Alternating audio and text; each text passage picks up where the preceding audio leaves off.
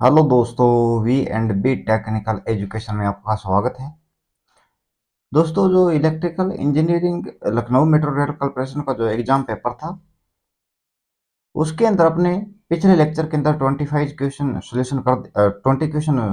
Solution किए थे। आज अपने स्टार्ट करेंगे इसके अंदर 21 से। ये पेपर था 28 जून 2015 का। तो इसके अंदर अपने सोल्यूशन करते हैं। तो वीडियो को साथ में लाइक कीजिए और शेयर कीजिए, सब्सक्राइब भी कीजिए यूट्यूब चैनल को, अपने फ्रेंड्स के पास शेयर कीजिए। किसी प्रकार का क्वेश्चन में डाउट हो तो आप कमेंट बॉक्स में टाइप करना, आपको जरूर उसका रिप्लाई करेंगे। बाकी क्वेश्चन में डाउट वाली संभावना कम ही पैदा होगी करवाने के बाद में, फिर भी हो तो आप कमेंट बॉक्स में टाइप जरूर करना। ट्रांसफार्मर के कोर को रोकने के लिए लेमिनेट किया जाता है, तो ये अपने पिछले क्वेश्चन में कर लिया था। इसके अंदर भंवर धाराओं के कारण ऊर्जा की हानि होती है। Question number 21। छायांकित पोल मोटर के लिए दक्षता की सीमा क्या होती है? The range of efficiency of shaded pole motors is. तो शेडेड पोल मोटर के अंदर जो स्मॉल साइज की जो मोटर्स अपने पास रहती है या लार्ज साइज की बात करें तो इसके अंदर जो स्मॉल साइज की रहती है, स्मॉल साइज की एफिशिएंसी रहेगी 5% छोटी मोटरों की, और बड़े एचपी की जो मोटर रहती है उनके अंदर 35% एफिशिएंसी रहती है। इसके अंदर कई बार क्वेश्चन आता है कि जो शेडेड पोल मोटर होती है ये कितने से कितने एचपी की मोटर, न्यूनतम से मैक्सिमम कितने एचपी तक की मोटर मैन्युफैक्चरिंग की जाती है? तो इसके अंदर ये 1/25 250 1/250 से लेकर 1/6 एचपी तक की मोटर मैन्युफैक्चर की जाती है। और एक एचपी के अंदर 746 वाट रहते हैं ब्रिटिश प्रणाली में, और मैट्रिक प्रणाली के अंदर 735.5 रहते हैं। तो ब्रिटिश से अपने गुणा करके इसको एचपी कन्वर्ट करें वाटेज के अंदर, तो इसके अंदर अपने को देखने को मिलता है पी मोटरें 3 वाट से लेकर 125 वाटेज क्षमता तक बनाई जाती है। ओके, इतना आप नोट करना, वेरी इंपॉर्टेंट। 7 के अंदर जो मोटरें होती है इसके अंदर वेब बना के देखते हैं, वेब के अंदर समझाऊंगा आपको। इसके अंदर मोटर की जो स्पीड होती है किस डायरेक्शन में घूमेगी, तो ये अनशेडेड पोल से लेकर शेडेड पोल की ओर गति करती है मोटरें। Okay, unshaded pole to shaded pole. अब इसके अंदर वेवफॉर्म अपने बनाएं। ये अलग अलग पार्ट्स के अंदर है। यहां पर बात करें तो ये अपने पास पोल आ जाता है, यहां पर सेटिंग रिंग होगी।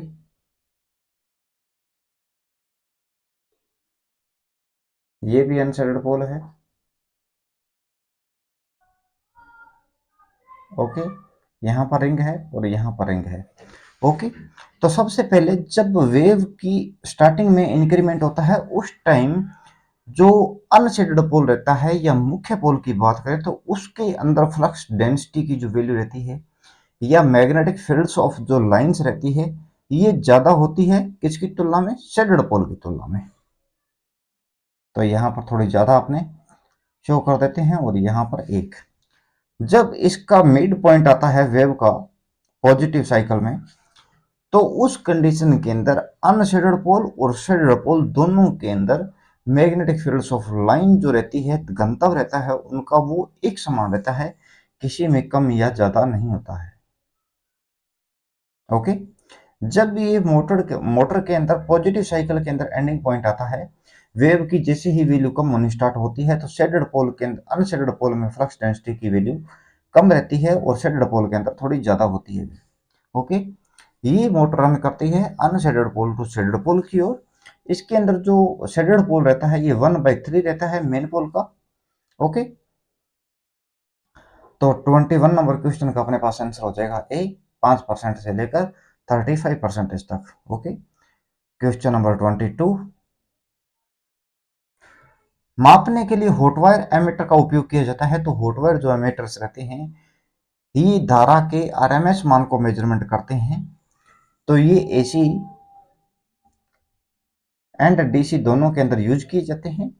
ओके, धारा के आरएमएस मान को मापने के लिए मापते हैं ये। इसके अंदर जो वायर्स रहती है ये प्लेटिनम या इरेडियम, प्लेटिनम या इरेडियम अपने इसके अंदर मेटल्स रहता है जो अपने इसकी वायर बनाते हैं अंदर, और इसका साइज रहता है 0.1 मिलीमीटर्स का। ओके, विद्युत धारा के थर्मल इफेक्ट पर कार्य करते हैं, I square R T. Okay, तो एसी डीसी दोनों को मेजरमेंट कर सकते हैं। ऑप्शन नंबर रहेगा both AC and DC. Question number 23, DC motor द्वारा विकसित यांत्रिक शक्ति, the mechanical power developed by the DC motors. तो डीसी मोटर के अंदर जो बैक ईएमएफ रहता है, ये अपने पास back EMF and armature current रहता है डेवलप्ड। परफॉर्मेंस कर्व की बात करें तो वो एक्सटर्नल कर्व रहता है, बाहरी कर्व जिसे कहते हैं अपने। इसके अंदर टर्मिनल वोल्टेज और लोड करंट रहता है। आपको बता देते हैं internal curve, internal characteristics. Okay, और एक्सटर्नल कर्व लिखें।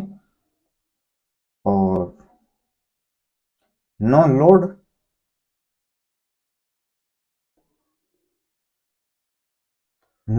कर्व और मैग्नेटाइजेशन कर्व, मैग्नेटाइजेशन कर्व आ गया। No load, magnetization internal external, और लोड सेचुरेशन। तो इंटरनल जो रहता है ये बैक ईएमएफ और आर्मेचर करंट की विशेषता रखता है, एक्सटर्नल टर्मिनल वोल्टेज और लोड करंट की विशेषता रखता है। नो लोड के अंदर बैक ईएमएफ और फील्ड करंट रहता है। मैग्नेटाइजेशन जो कर्व रहता है इसके अंदर बैक ईएमएफ और फील्ड करंट रहता है। नो लोड कर्व और मैग्नेटाइजेशन कर्व दोनों एक ही है, लेकिन अलग अलग नाम से इसको जानते हैं अपने। लोड सैचुरेशन जो रहता है इसके अंदर टर्मिनल वोल्टेज और फील्ड करंट की विशेषता रहती है। इंटरनल के अंदर armature back EMF armature current, external के अंदर terminal voltage load current, no load के अंदर back EMF field current, magnetization के अंदर बैक ईएमएफ और फील्ड करंट रहता है। लोड सैचुरेशन के अंदर terminal voltage and field current रहता है। ओके, तो अभी अपने पास ऑप्शन हो जाएगा बी। एक्सटर्नल जो कर्व रहता है ये कर्व परफॉर्मेंस कर्व के नाम से भी जानते हैं। कभी आ जाए परफॉर्मेंस कर्व के अंदर कौन सा होता है, तो एक्सटर्नल कर्व रहता है terminal voltage and load current के लिए। ओके, क्वेश्चन नंबर 24, किस मोटर के रोटर पर वाइंडिंग नहीं होती है? तो रिपल्शन जो मोटर होती है वाइंडिंग होती है। रिपल्शन मोटर के अंदर हाई स्टार्टिंग टॉर्क रहता है, हाई कम्यूटेटर पर स्पार्किंग रहती है, और हाई पावर फैक्टर की वैल्यू होती है। दक्षता की वैल्यू कम होती है क्योंकि स्पार्किंग के कारण, आर्मेचर रिएक्शन ऐसे कारणों के कारण दक्षता डिक्रीज हो जाती है, और स्टार्टिंग करंट भी लो रहता है। ओके, यूनिवर्सल मोटर की बात करें तो इसका अंदर उच्च स्टार्टिंग टॉर्क रहता है, 3000 से लेकर 14000 आरपीएम तक इसकी स्पीड रहती है।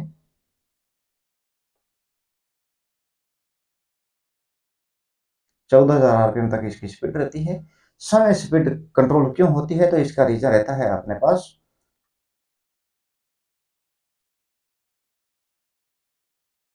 विंडेज एंड फ्रिक्शन लॉस के कारण इसकी गति समय नियंत्रण होती है। ओके, और साथ में इसके अंदर और गति नियंत्रण की दूसरी बात करें तो गियर ट्रेन्स की बात कर सकते हैं अपने।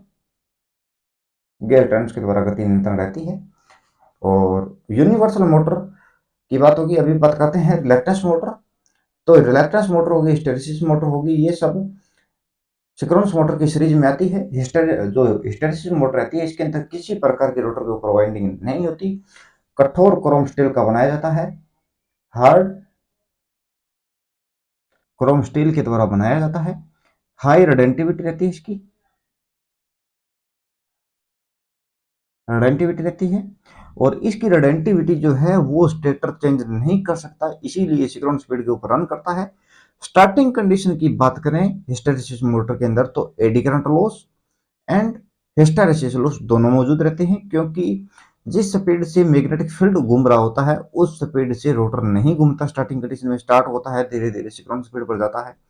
जब तक सिंक्रोनस स्पीड पर ना पहुंचे उतने समय तक के लिए इसके अंदर एडी करंट लॉस भी मौजूद रहता है। सिंक्रोनस स्पीड पर चलेगा तो मैग्नेटिक फील्ड लाइन नहीं कटेगी, दोनों की स्पीड इक्वल रहेगी, तो उस कंडीशन के अंदर केवल हिस्टैरिसीस लॉस रहता है। ओके, तो अभी अपने पास आंसर हो जाएगा बी। हिस्टैरिसीस मोटर के अंदर किसी प्रकार की वाइंडिंग नहीं होती और ये मोटर कम आवाज करती है। कम आवाज का रीजन देखें तो रोटर पर कोई स्लोट नहीं है, कोई एयर की आवाज नहीं होगी। इस कंडीशन के अंदर ये नॉइजलेस इसकी स्पीड रहती है। ओके, इस मोटर को यूज किया जाता है गाड़ियों के अंदर, ध्वनि उपकरणों में, सूचक प्रणाली में और गियर प्रणाली के अंदर इसका यूज किया जाता है। ओके, लिख लेना, इंपॉर्टेंस है, इंपॉर्टेंट है। क्वेश्चन नंबर 25, यदि वोल्टेज स्रोत साइनोसाइडल है तो इनपुट वोल्टेज आरएमएस है। If the voltage source is sinusoidal then the input voltage RMS is. तो इनपुट वोल्टेज क्या रहती है, ये अपने पास सीरीज सर्किट दिखाया हुआ है। सीरीज सर्किट के अंदर वोल्टेज की बात करें तो V इज इक्वल टू वही फॉर्मूला लगेगा जिस प्रकार आपने, ये अपने पास वी आर वोल्टेज है, ये voltage V L minus V C है, क्योंकि इंडक्टिव सर्किट के अंदर धारा वोल्टेज से लेग करती है और कैपेसिटिव सर्किट के अंदर धारा वोल्टेज से लीड करती है। नाइन प्योर होगा तो 90 डिग्री होगा, अन्यथा 90 डिग्री से कम रहेगा। ओके, तो ये अपने पास टोटल वोल्टेज है। तो फॉर्मूला रहेगा V is equal to V R square plus V L minus V C का स्क्वायर। जिस तरह इंपेडेंस इसी से ड्राइव करते हैं उसी प्रकार ये फॉर्मूला ड्राइव हो रहा है। तो V पर वोल्टेज कितना है अपने पास, V पर है 8 वोल्टेज और 8 का हो जाएगा अपने पास स्क्वायर 64 प्लस 14 में से 10 वोल्टेज निकाल दी तो अपने पास बचेंगे 4 वोल्टेज और 4 का रहेगा 16 प्लस 16 अंडर रूट करेंगे, 10 एक बचा, 7 और 1 8 अंडर रूट 80। तो 80 का अंडर रूट करते हैं अपने, कितनी आएगी वोल्टेज देखते हैं।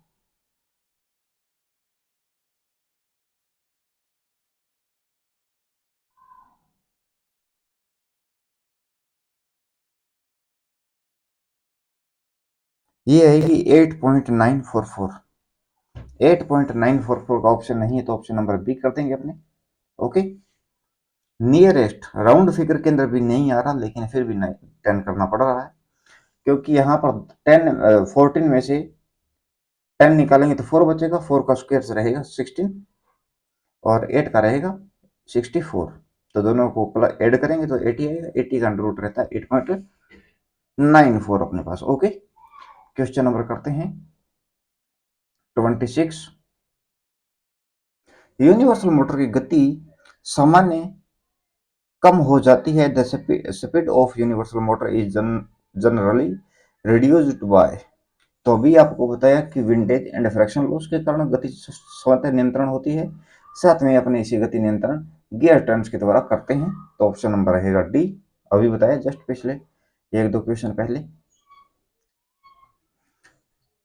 एक मोटर के अंदर पावर आउटपुट 140 वाट है, मोटर का इनपुट नुकसान सहित 176.84 वाट है, फिर दक्षता क्या होगी, the power output in a motor of 140 watt, input the motor is 176.84 watt. I N, ये है included losses then the efficiency is. तो इसके अंदर क्या रहेगा, अपने पास कोई भी एफिशिएंसी की बात करें प्रतिशत, तो आउटपुट अपॉन में इनपुट्स गुणा 100। ओके, और 100 नहीं लगाएंगे तो फ्रैक्शन के अंदर अपने पास आउटपुट मिलेगा भिन्न के रूप में। तो आउटपुट है 140, इनपुट है 176.84 गुणा 100 और यहाँ से पॉइंट निकाल कर ऊपर वापस 100 से मल्टीप्लाई कर देंगे। तो इसका करो सोल्यूशन में मल्टीप्लाई डिवाइड वगैरह, तो 140 गुणा is equals to divide by 176.84, 79.16 आ रही है एफिशिएंसी, 79.16% के अंदर, तो ये राउंड फिर अपने पास हो जाएगा D number. Okay, 27 number question का आंसर रहेगा डी। बात करते हैं क्वेश्चन नंबर 28 की। थर्मल पावर प्लांट की समग्र दक्षता बराबर होती है the overall efficiency of a thermal power plant is equal to. तो थर्मल पावर प्लांट के अंदर एफिशिएंसी कितनी रहती है? थर्मल पावर प्लांट की एफिशिएंसी रहती है बॉयलर की एफिशिएंसी। बॉयलर की एफिशिएंसी रहती है हीट आउटपुट में देगा और इनपुट में अपने को केमिकल एनर्जी देनी पड़ेगी। टरबाइन की देखें तो मैकेनिकल पावर देगा, इनपुट में थर्मल एनर्जी रहेगी। और जनरेटर के अंदर इलेक्ट्रिकल एनर्जी ओपन में मैकेनिकल एनर्जी। तो ऑप्शन नंबर रहेगा ए, सब मल्टीप्लाई के अंदर है ये। Okay, question number 29। Air blast circuit breaker उपयोग किया जाना चाहिए। Air used in air blast circuit breaker must, तो इसके अंदर अपने पास नमी लेस एयर होनी चाहिए। By free, be free from moisturize. Question number 30। प्रतिरोधकता की इकाई है। प्रतिरोधकता एक फिक्स वैल्यू के साथ रहती है। प्रतिरोधकता किसी आयतन के ऊपर देते हैं अपने, किसी मीटर स्क्वायर के अंदर रहती है वैल्यू। तो प्रतिरोधकता जो रेजिस्टिविटी रहती है, इसको अपने ओम मीटर में देखते हैं, मीटर के हिसाब से रहती है, लेंथ के हिसाब से। ओम रहेगी रेजिस्टेंस की, रेजिस्टेंस की यूनिट होगी। महो पर मीटर कोई यूनिट नहीं रहती अपने पास। महो पर मीटर देखें तो ये कंडक्टिविटी की यूनिट से रहती है अपने पास। महो रहती है कंडक्टेंस की, इम्पीडेंस की रहती है ओम, एक्स की रहेगी ओम, रेजिस्टेंस की ओम रहेगी। एडमिटेंस की बात करें तो इसकी भी महो रहती है। सस्पेंटेंस की बात करें, इसकी यूनिट भी महो रहती है। कंडक्टेंस की यूनिट बात करें तो इसकी यूनिट भी महो रहती है। ओके दोस्तों, चलते हैं क्वेश्चन नंबर 30 का आंसर है अपने पास ओम मीटर। ओम मीटर के अंदर इसकी अपने पास यूनिट्स रहती है। ओके,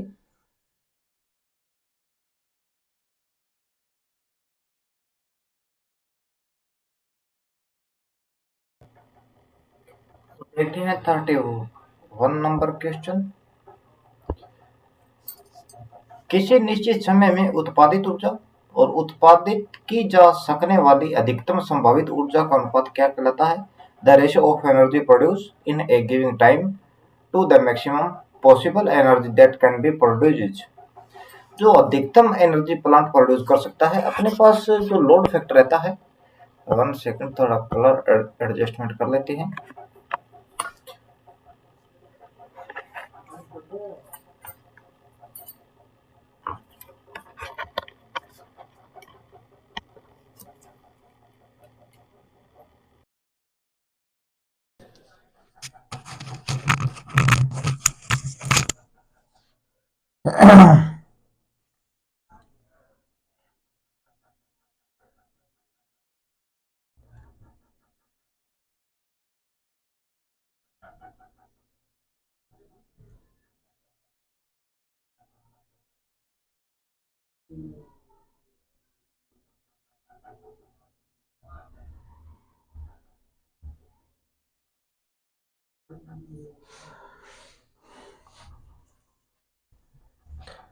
तो 31 नंबर क्वेश्चन है, किसी निश्चित समय में उत्पादित की जा सकने वाली अधिकतम संभावित ऊर्जा का अनुपात है the ratio of energy produce in a giving time to the maximum possible energy that can be produced.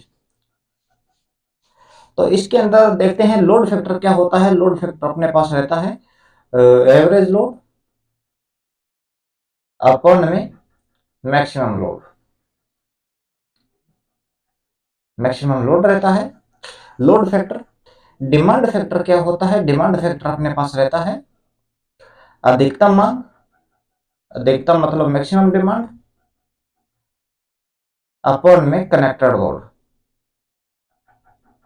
तो आप बताओ कनेक्टेड लोड क्या रहता है? कनेक्टेड लोड वो होता है जिस समय अपने वायरिंग कर रहे हैं।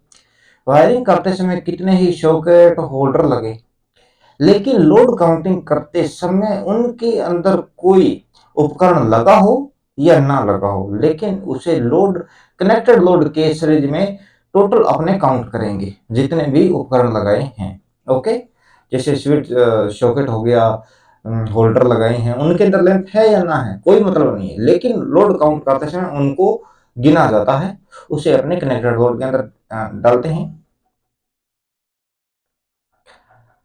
और अपने पास उत्पादित ऊर्जा और उत्पादित की जा सकने वाली संभावित ऊर्जा, प्लांट प्लांट यूज फैक्टर कहते हैं इसको।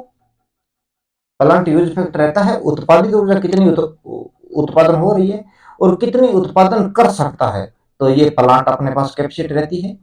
चलते हैं next question 32 number.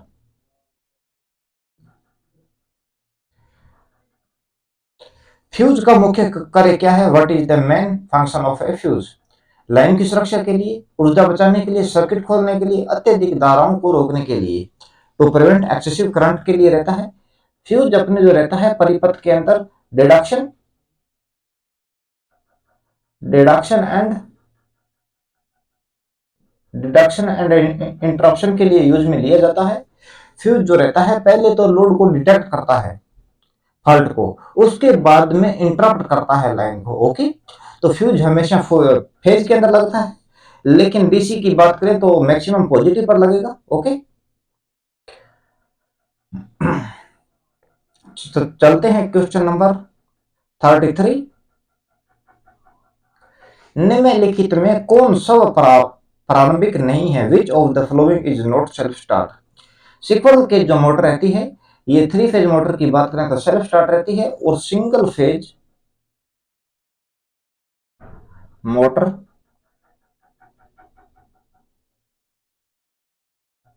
Self start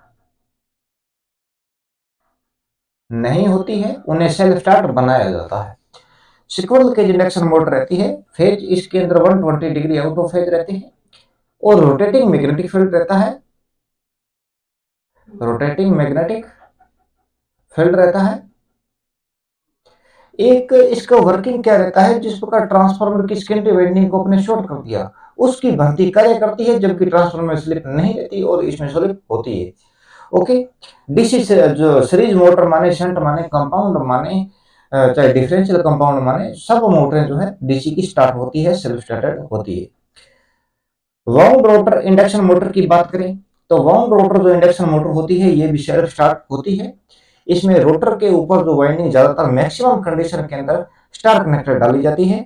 okay, ये भी मोटर सेल्फ स्टार्ट होती है। इन दोनों में थोड़ा अपना डिफरेंस देख लेते हैं। ये जो सिक्वरल केज मोटर है, सिक्वरल केज मोटर है और स्लिप रिंग या वाउंड रोटर कहते हैं। सिक्वरल केज मोटर जो होता है, स्टार्टिंग टॉर्क की बात करें तो ये लो रहता है, जबकि इस स्लिप रिंग जो मोटर रहती है इसका हाई रहता है। इसका रनिंग टॉर्क की बात करें तो ये हाई रहता है, अच्छा रहता है, बेटर होता है। और स्लिप रिंग मोटर की बात करें तो इसके अंदर लो रहता है। इसका स्टार्टिंग जो पावर फैक्टर होता है ये लो रहता है और इसके अंदर हाई होता है। इसको इंडस्ट्रियल फील्ड के अंदर 95% तक यूज किया जाता है, इसको ओनली 5% तक यूज किया जाता है।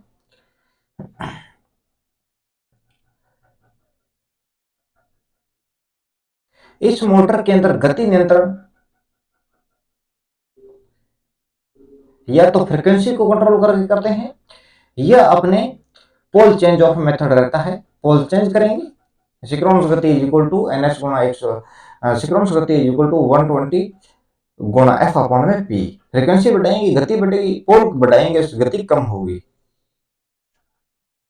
ओके, और इस कंडीशन स्लिपिंग जो मोटर रहती है इसके अंदर जो स्टार्टर होता है वो यूज में लिया जाता है rotor rotor resistance starter, rotor resistance starter को यूज में लिया जाता है। और इसके अंदर रोटर के अंदर रेजिस्टेंस इंक्रीज करके इसके टॉर्क को नियंत्रण, गति को नियंत्रण कर सकते हैं, और स्टार्टिंग में रेजिस्टेंस लगाने से इसकी वैल्यू जो है इंक्रीज हो जाती है स्टार्टिंग टॉर्क की। स्टार्टिंग टॉर्क के अंदर देखें तो ये कर्वेचर रहता है,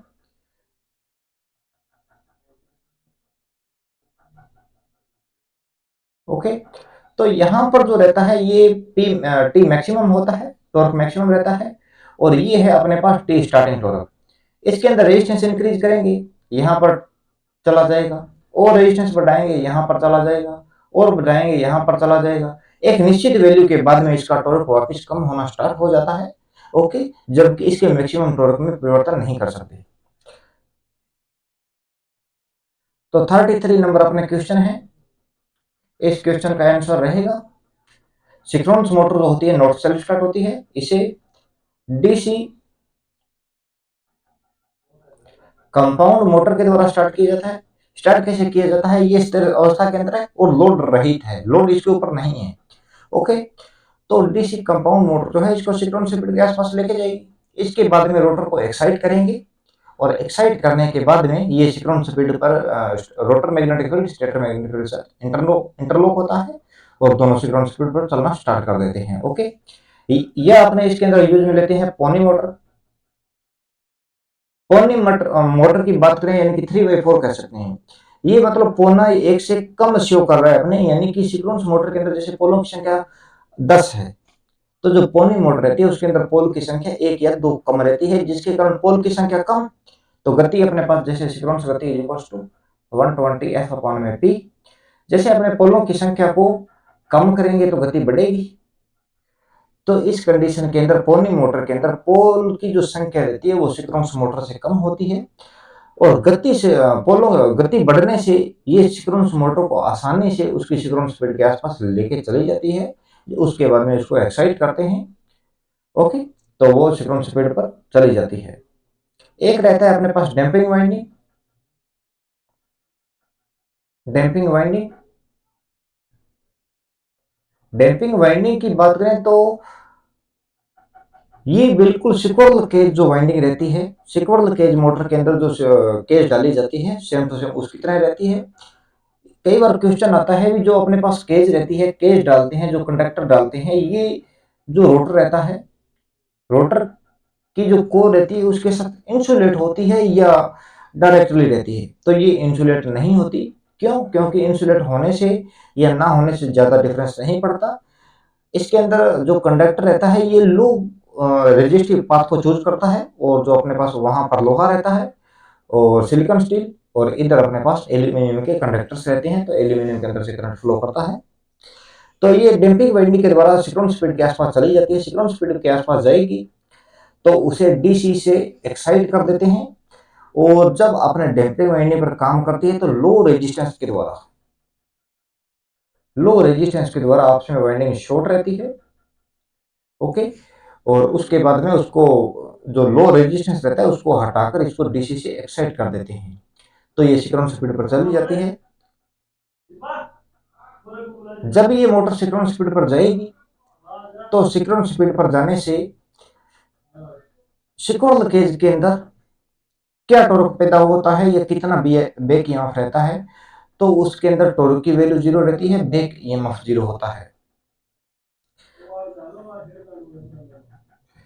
जब मोटर सिंक्रोनस स्पीड पर है तो जो केज रहती है उस केज के अंदर ईएमएफ जो रहता है वो रहता है 0, क्योंकि सिंक्रोनस स्पीड पर चलेगी तो उसके अंदर बैक ईएमएफ 0 रहेगा, बैक ईएमएफ 0 तो टॉर्क 0 रहेगा, ओके। तो अभी अपने देखते हैं इस क्वेश्चन का आंसर रहेगा सी। और चलते हैं नेक्स्ट क्वेश्चन 34। डीसी मशीनों में आयरन की हानि भिन्नताओं से स्वतंत्र होती है। Iron loss in DC machines are independent of variations in. तो किससे होती है? डीसी जो मशीनों के अंदर जो आयरन लॉस रहता है ये फिक्स लॉस होता है, और ये स्पीड पर डिपेंड करता है डीसी मशीनों के अंतर्गत, और इसी कारण ये लोड पर डिपेंड नहीं करता। लोड पर डिपेंड करेगा कॉपर लॉस। कॉपर लॉस जो रहता है लोड के वर्ग के समानुपाती होता है, ओके। कॉपर लॉस लोड के वर्ग के समानुपाती होगा। स्पीड कई बार क्वेश्चन आता है, स्पीड डीसी मोटर है 1500 आरपीएम पर चल रही है, और इस समय इसके अंदर 50 वाट की हो रहा है eddy current loss, okay. Current loss रहता है।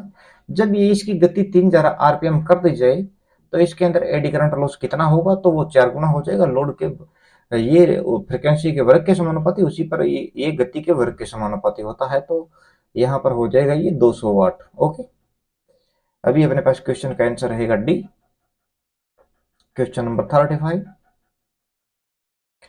निम्नलिखित में से किस कोयले का ऊष्मीयमान सबसे अधिक रहता है? Which of the following calls has highest calorific value? तो अपने पास जो पीट रहता है ये सबसे कम इसके अंदर ऊष्मीयमान रहता है, ऊष्मीयमान सबसे कम रहता है। ओके, और जो पीट, लिग्नाइट, बिटुमिन, एंथ्रेसाइड, तो एंथ्रेसाइड ऊष्मीयमान मैक्सिमम रहता है, मैक्सिमम वैल्यू के साथ रहता है। ऑप्शन नंबर ए हो जाएगा अपने पास।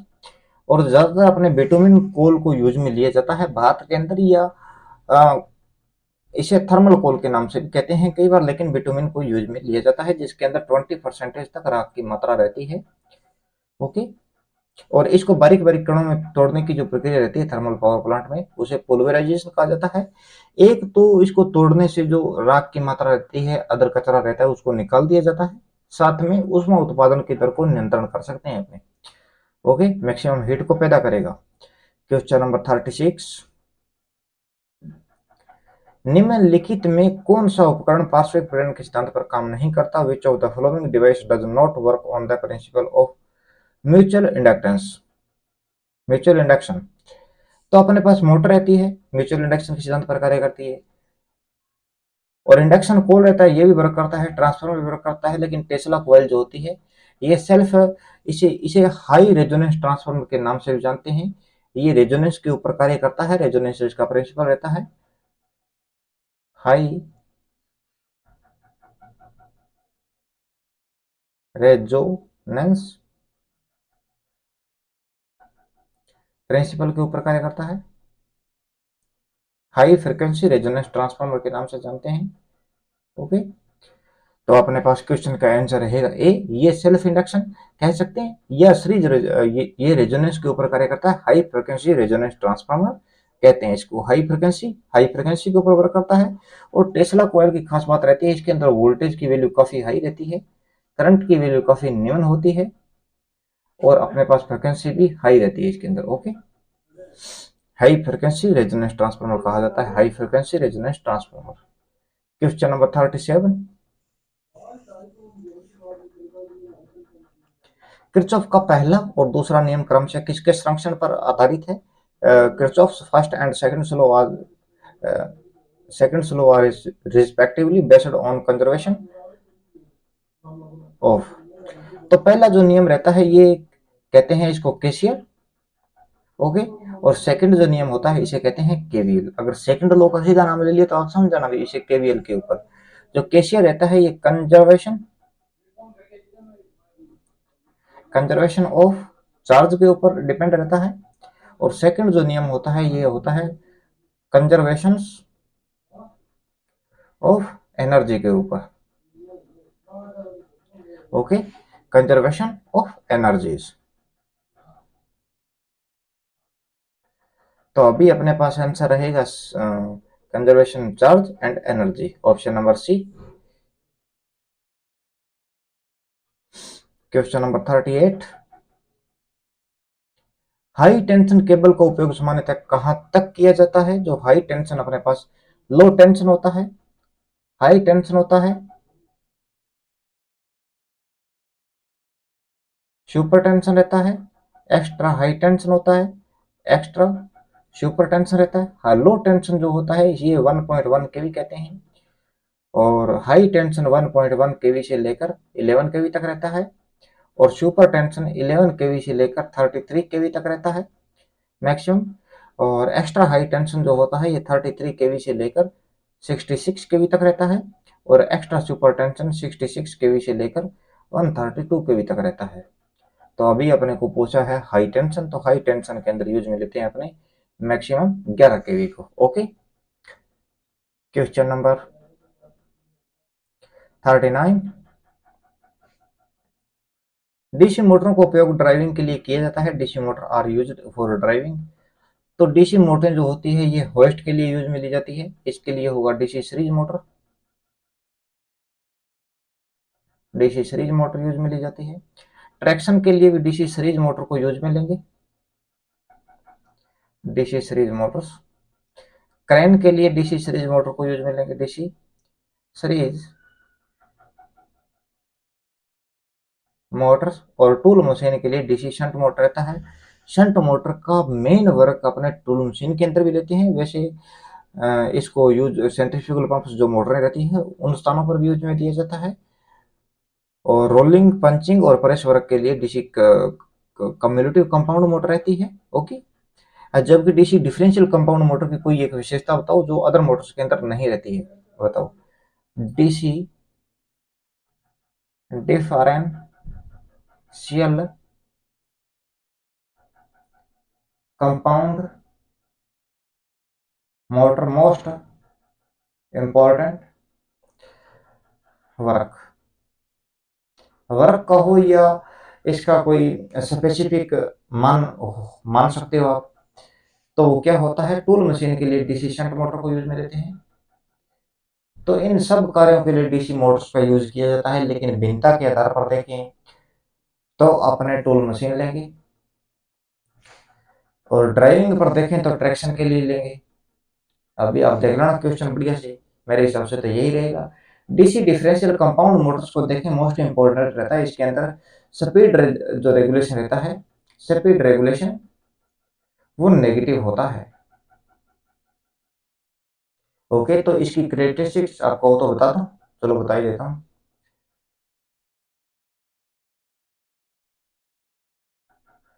तो ये टॉर्क है और ये आर्मेचर धारा है, ये तो रहता है नॉर्मली समानुपाती की कंडीशन में इसमें रहता है। लेकिन यहाँ पर गति और आर्मेचर धारा की लोड की बात करें तो ये आर्मेचर धारा का मान बढ़ने पर गति बढ़ेगी इसकी, और इसका यहाँ पर टॉर्क और स्पीड की बात करें तो ये भी स्पीड बढ़ने के साथ इसका टॉर्क बढ़ता है। यानी कि लोड बढ़ने के साथ इसकी गति बढ़ती है। तो अपने नो लोड पर स्पीड माइनस फुल लोड पर स्पीड अपॉन में फुल लोड पर स्पीड करेंगे तो इसका स्पीड रेगुलेशन नेगेटिव देखने को मिलता है। लोड बढ़ने के साथ गति इंक्रीज होती है, तो नो लोड पर गति कम होगी अपने पास, इसीलिए इसको यूज में नहीं लेते हैं। ऑप्शन नंबर इस क्वेश्चन का, डीसी मोटर का उपयोग ड्राइविंग के लिए किया जाता है। डिफरेंस के आधार पर देखें तो ऑप्शन नंबर अपने पास बी रहेगा, डीसी शंट मोटर। बाकी आप खुद से ट्राई करना। बुकोल्ज रिले का प्रयोग किया जाता है, बुकोल्ज रिले इज यूज्ड ऑन। तो बुकोल्ज रिले का यूज किया जाता है ये conservator tank, conservator tank and conservator tank और मेन टैंक, मेन टैंक के मध्य जो कनेक्टेड पाइप से रहती है इसके मध्य लगा होता है गैस ऑपरेटेड रिले रहती है, गैस ऑपरेटेड रिले रहती है ये, गैस स्वचालित रिले। और गैस स्वचालित कैसे होगी, क्या ये एयर कूलिंग के अंदर होगा? बिल्कुल नहीं। कंजर्वेटर टैंक उस ही ट्रांसफार्मर यूज में लिया जाता है जिसके अंदर कूलिंग सिस्टम रहता है ऑयल का, कूलिंग सिस्टम होगा ऑयल का। ऑप्शन नंबर बी रहेगा। Okay, option number B. Welding transformer की अपने खास बात देखें, आप ऑप्शन नंबर बी कर लेना, इसको हटा रहा हूं। वेल्डिंग ट्रांसफार्मर के अंदर क्या रहता है, अगर एसी पर करते हैं वेल्डिंग तो इसके अंदर 70 वोल्टेज से लेकर 110 वोल्टेज तक की वैल्यू रहती है स्टार्टिंग में, स्टार्टिंग कंडीशन में। लेकिन रनिंग कंडीशन में जैसे इसको वेल्डिंग करना स्टार्ट कर दिया उसके बाद में 50 से लेकर 60 वोल्टेज तक रिक्वायर्ड रहती है। ओके, और हाई करंट चाहिए होता है। ओके, अगर यही वेल्डिंग डीसी पर करते हैं तो डीसी के अंदर 50 से लेकर 60 वोल्टेज स्टार्टिंग में, और रनिंग कंडीशन में अपने को 20 से 30 वोल्टेज चाहिए होती है। आर्क स्टेबिलिटी की बात करें, स्टेबिलिटी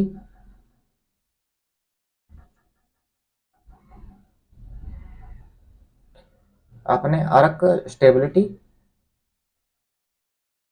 बिलिटी की बात करें तो इसके अंदर हाई रहती है। अर्क स्टेबिलिटी की वैल्यू क्या रहती है, सामान्य से ज्यादा होती है। ओके, तो आज के दिन में अपने 40 क्वेश्चन, पिछले लेक्चर में 20 क्वेश्चन कर दिए थे, आज 20 फिर किए हैं। देखते हैं अगले 2 लेक्चर के अंदर पूरा लेसन कंप्लीट कर देंगे। जो 4th लेक्चर रहेगा वो छोटा रहेगा। बाकी नॉर्मली क्वेश्चन इतने ज्यादा हार्ड क्वेश्चन नहीं है, तो अपने इसी कारण जल्दी कर दी और ज्यादा डेप्थ से नहीं गई। ओके, तो वीडियो को साथ में लाइक कीजिए, शेयर कीजिए, सब्सक्राइब कीजिए यूट्यूब चैनल को, अपने फ्रेंड्स के पास शेयर कीजिए यार। और मिलते हैं नेक्स्ट लेक्चर के अंदर। Take care, bye.